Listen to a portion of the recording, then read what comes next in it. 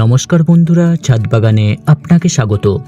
আজকে আমি ছাদ বাগানে আপনাদের বাগানবিলাস গাছের কাটিং করেছিলাম, সেগুলো কিভাবে গ্রোথ হয়েছে সেটাই দেখাবো। আমি ফেব্রুয়ারি মাসের শেষের দিকে আমার যে ক্যালিফোর্নিয়া গোল্ড বাগানবিলাস এবং যে শুভ্রা বাগানবিলাসটি আছে তাকে আমি হার্ড প্রুনিং করেছিলাম এবং ছোট ছোট ডালগুলো কেন ফেলে দেব সেই ভেবে সেই কাটিংগুলোকে আমি লাগিয়েছিলাম। এমনই মাটি করেছিলাম এবং এমনই পদ্ধতিতে লাগিয়েছিলাম যেগুলো 100% সফলতা পাই আমি। নার্সারিটা যেভাবে করে সেভাবে না করেও কিন্তু সফলতা পাওয়া যায়, অনায়াসেই পাওয়া যাবে। আমি কিন্তু কোনো রকম কাটিং এড বা কোনো রকম আমি এই ধরনের কিছু ব্যবহার করিনি। তা সত্ত্বেও কিন্তু আমার গাছগুলো দেখুন কত সুন্দরভাবে হয়েছে। দীর্ঘদিন ধরে আছে, প্রায় 2.5 থেকে 3 মাস। এখন বৃষ্টি হচ্ছে, আমি বৃষ্টি থেকে তুলতে ভুলে গেছিলাম এই 3-4 দিন। তাই জন্য আমি এখন এগুলোকে তুলব এবং এর কিভাবে গ্রোথ হয়েছে, শিকড়গুলো কিভাবে বের হয়েছে সেটা একটু দেখব। দেখে আমি এগুলোকে প্রতিস্থাপন করব ছোট্ট ছোট্ট পটে। আসুন দেখি এর কিভাবে গ্রোথ হয়েছে। দেখুন, পট থেকে আমি এটিকে সুন্দরভাবে বের করে নিয়েছি। দেখুন, এই যে বৃষ্টি হয়েছে তাতে কত ভেজা ভেজা হয়ে গেছে। এই অবস্থায় যদি 3-4 দিন থাকতো তাহলে কিন্তু গোড়াগুলো সমস্ত পচে যেত। আর আমি পরবর্তীকালে যখন গাছগুলোকে তুলতাম ভাবতাম যে শিকড়ই বের হয় না।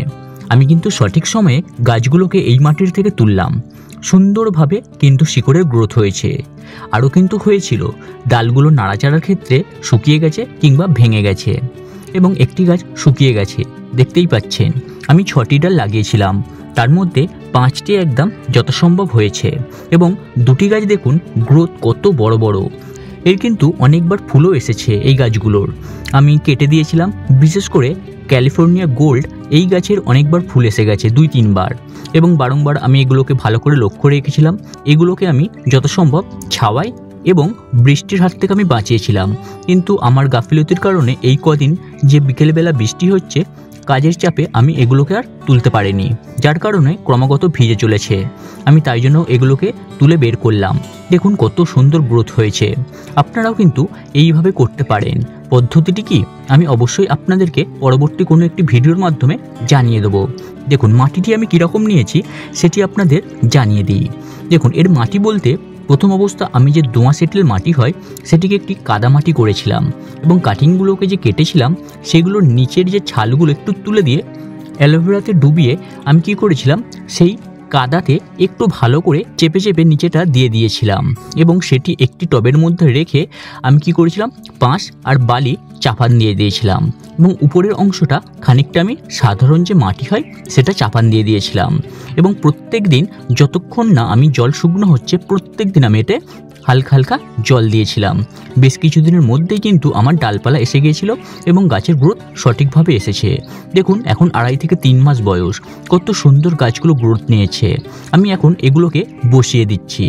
এখন আমি মোটামুটি 5 থেকে 6 ইঞ্চি টবগুলোকে আমি ব্যবহার করেছি।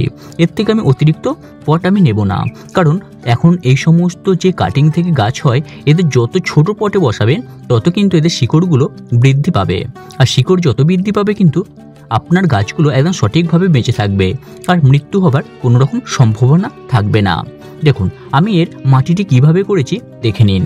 আমার মাটি বালি আর মাটি কিন্তু মিশ্রণ অবস্থায় আমি রেখে দিই। আমার যত মাটি আছে তাতে মোটামুটি 50% মাটি আর 25% আমি বালি মিশিয়ে এটিকে আমি সংরক্ষণ করে রেখে দিই। তারপরে আমি কি করি, 15 থেকে 20% এতে আমি ভার্মি কম্পোস্ট মিশিয়ে দিলাম আর কিচ্ছু মেশালাম না। আর সামান্য পরিমাণ এই মাটিটিকে ফোরাস করার জন্য বা মাটিটিকে হালকা করার জন্য আমি ছাই ব্যবহার করলাম। আপনার যে কাঠ কয়লার ছাই ব্যবহার করতে পারেন, আপনার যে কয়লা পোড়ান সেটার ছাই করতে পারেন, কিংবা অনেকে ঘেঁষের গুল ব্যবহার করে, সেই গুল পোড়া ছাইও আপনারা অনায়াসে ব্যবহার করতে পারবেন। তাহলে কি হবে, মাটিটি অনেকক্ষণ ধরে জল ধরে রাখবে না এবং আপনার ছোট্ট ছোট্ট যে শিকড়গুলো গাছের বের হবে সেগুলো আর পচে যাবে না, সহজে গ্রোথ হবে এই মাটিতে এবং দেখবেন বেশ কিছুদিনের মধ্যে কিন্তু এই গাছে ফুল চলে আসবে। আমি আপনাদের কোনো একটি পরবর্তী ভিডিওতে দেখাবো যে এই গাছগুলো কিভাবে গ্রোথ নিয়েছে এবং কিভাবে এগুলোর ফুল আসছে। দেখুন, এই টবগুলোতে আমি মাটিগুলো সমানভাবে রেখে দিলাম। রেখে দিয়ে মোটামুটি টবগুলোর মিডিল অবস্থায় গাছগুলোকে রেখে আমি মাটি দিয়ে দিচ্ছি। এইভাবে আপনারাও বসাবেন। আর এর ড্রেনেজ সিস্টেম কিন্তু খুবই ভালো হওয়া চাই, কারণ ছোট্ট ছোট্ট গাছ যখন আপনি পটে বসাবেন তাতে যদি আপনার জল জমে কিংবা ড্রেনেজ সিস্টেম ঠিকঠাক না থাকে তাহলে কিন্তু আপনার গাছ সঠিক বৃদ্ধি পাবে না।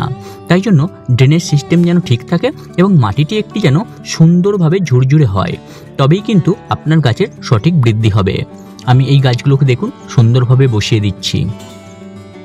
দেখুন এই গাছগুলোকে আমি সুন্দরভাবে বসিয়ে হালকা একটু মাটি দিয়ে চেপে সুন্দরভাবে রেখে দিলাম, গাছগুলো যাতে এর জায়গা থেকে যাতে নড়ে না যায়। আমি এভাবেই গাছেদেরকে বসাই, তাই জন্য আমার গাছ বসানোর পরে কোনো রকম ক্ষতিগ্রস্ত হয় না। এবার এই গাছগুলোকে আমি একদম একটা ছায়াযুক্ত স্থানে রাখবো তো অবশ্যই, কিন্তু এগুলোকে এক ধারে ধারে রাখবো যাতে এই যে ঝড় হচ্ছে বিকেলের দিকে, এই ঝড়টা সরাসরি এই গাছে না লাগতে পারে।